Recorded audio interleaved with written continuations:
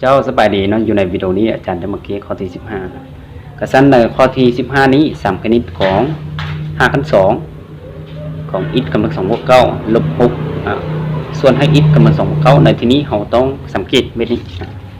ในการสังเกตหรือเราผันเปลี่ยนเขียนอยู่ในห้องเม็ดอื่นแล้วจึงคำนวณเอาสังคณิตเข้าไปจึงคำนวณต่อไปนะบนที่เราสังเกตหรือเราคิดไล่ใส่ชื่อเซก็ได้นะคือเรามี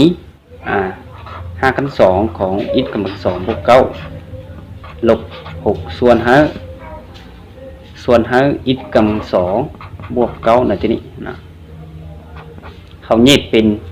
5 ขั้น 2ของอิฐกำลัง2บวก9แล้วส่วน5อิฐกำลัง2บวก9นะบนนี้ลบนี้เขาเปลี่ยนเป็นนี้อินตามการคิดไล่ส่วนนะที่พูดคือกันแล้วเอา2จำนวนพูดมันลบกันนะแล้วจึงได้6อยู่บนนี้นะส่วนให้อิฐกำลัง2บวก9นะอันนี้คือเลขส่วนที่เราไล่พันมาจากนี้เราจึงคิดไล่นะบน5 ขั้น 2นี้เปลี่ยนเป็นเลขกำลังคือได้อิฐกำลัง2บวก9นี่นะ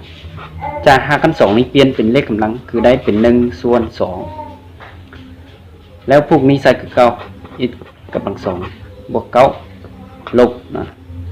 อยู่ในจุดนี้เราใส่คือ6ส่วนให้อิฐกำลัง2บวก9แล้วอยู่ในจำนวนพวกและพวกนี้เราอินตามการคิดไล่เลขกำลังนะถ้าพื้นหรือว่าถ้า2ตัวนี้คือกันนะอินตามการคิดไล่เรามีสู้อีตัวนึงนะคือต้องเอาแบบนี้อาจารย์ขอใส่แบบนี้นิดนึงตัวอย่างว่าa กำลัง n ส่วนให้a กำลัง n เป็นนี้เขามีสู้กันคิดไล่คือถ้าวันนี้เป็น a เป็นตามที่เราคิดไล่เลขกำลังเขาจะได้เป็น a แล้วเอาตัวกำลังอยู่จุดนี้ลบใส่ตัวกำลังอยู่ตรงนี้นะเบ็ดนี้เพราะฉะนั้นในของเราอยู่ในข้อนี้ก็ไล่ไปคือกันนะอิฐกำลัง2บวก9ส่วนให้อิฐกำลัง2บวก9ก็คือสู้เลขกำลังนี้เขาก็จะได้เป็นเขียนได้อิฐกำลัง2บวก9จากนี้ต้องเอาตัวกำลัง1ส่วน2นี้เขียนไว้เป็นนี้ลบนะตามสูตรคิดไล่ของเลขกำลังลบใส่ตัว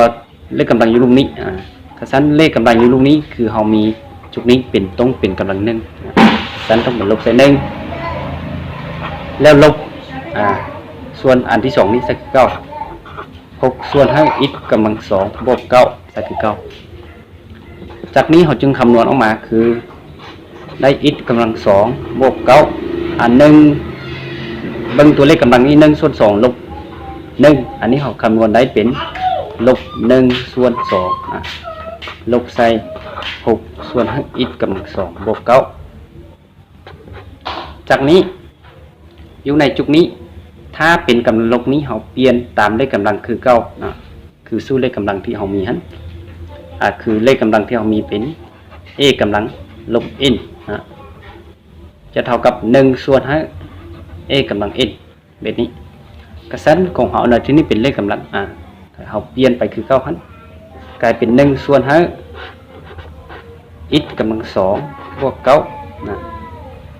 เราเบิ่งอินตามสูตรคิดไล่ของเลขกำลังนะถ้าเป็นลบแล้วเราเปลี่ยนเป็น1ส่วนให้ a กำลัง n ในที่นี้จังบ่มีกำลังเป็นลบเนาะสั้นของเราในที่นี้คือกันจะกลายเป็น1ส่วน2นะจากอิฐกำลัง2บวก9ขึ้นกำลังลบ1ส่วน2เราเปลี่ยนผันเปลี่ยนไปนี้ได้นะสั้นจึงได้เป็นนี้ออกมาเมื่อเวลานี้อยู่ในจุด1ส่วน2นี้เรากลับขึ้นหรือเปลี่ยนขึ้นเป็นเลข5 ขั้น 2หรือเปลี่ยนเป็นเลข5ได้นะจึงได้1ส่วนให้5 ขั้น 2ของอิฐกำลัง2บวก9จุดนี้ลบใส่6ส่วนให้อิฐกำลัง2บวก9อันนี้ก็คือการสังเกตหรือผันเปลี่ยนจากจำนวนทำอิฐที่เพิ่นให้มาคือจุดนี้สุดท้ายเราผันเปลี่ยนมันได้คำตอบคือ1ส่วน5 ขั้น 2ของอิฐกำลัง2บวก9 ลบ6ส่วนอิฐกำลัง2บวกเก้านะ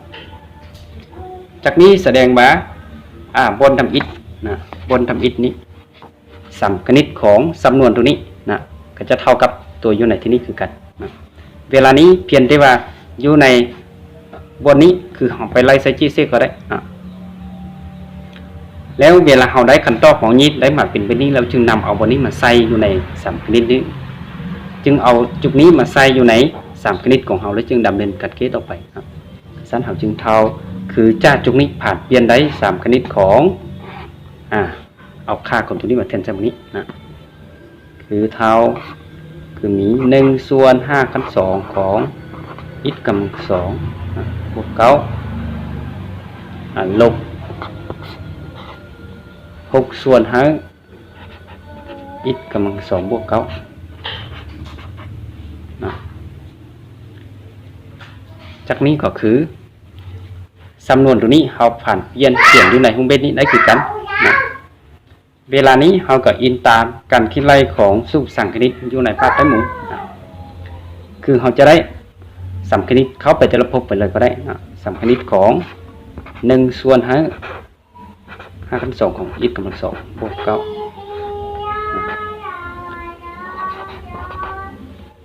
ลบสังคณิตของ6ส่วน5อิฐกำลัง2บวก9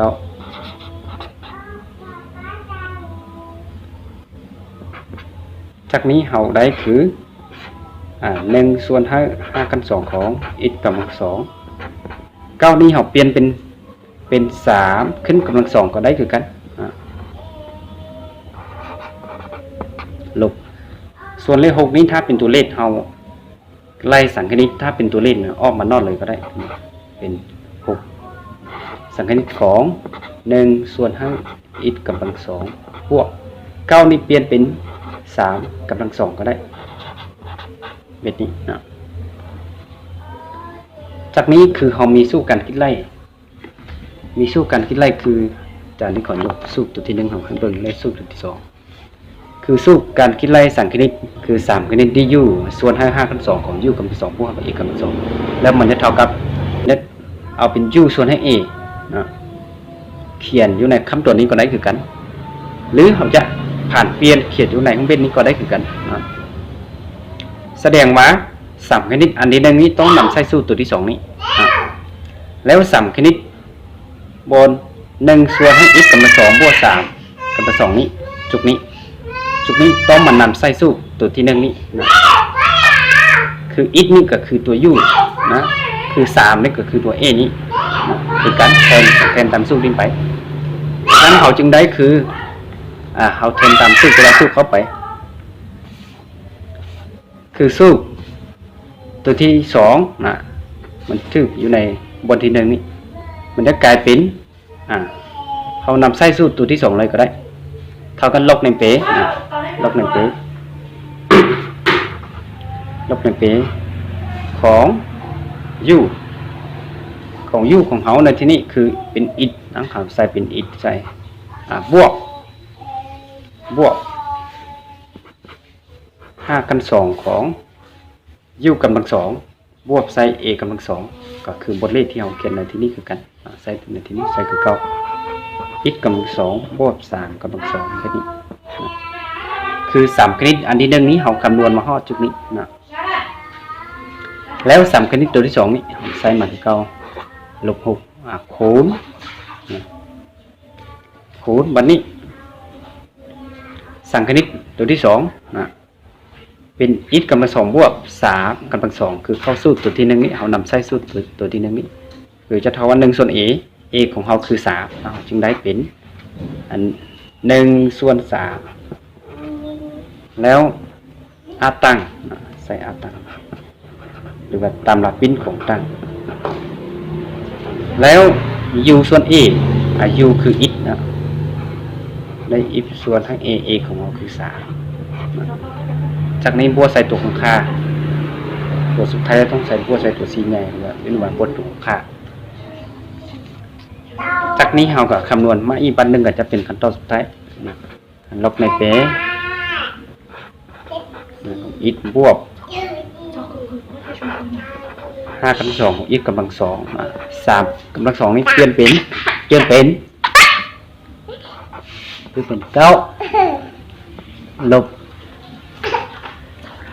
อันนี้6คูณเข้า1เอาเป็น6อันนี้6ส่วน3คือ6 3 ได้2นะใส่คือ9ตำราปิ้นของตังใส่คือ9อิบส่วนให้3จะบวกใส่ตัวของค่านะ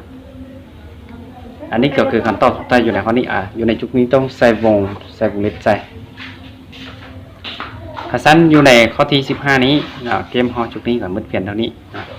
วันว่าผู้ที่ได้เบิ่งอยู่ในวิดีโอนี้อาจจะเข้าใจท่านยังมีบนใดที่พอเข้าใจจับแจ้งสามารถสอบถามตัวนี้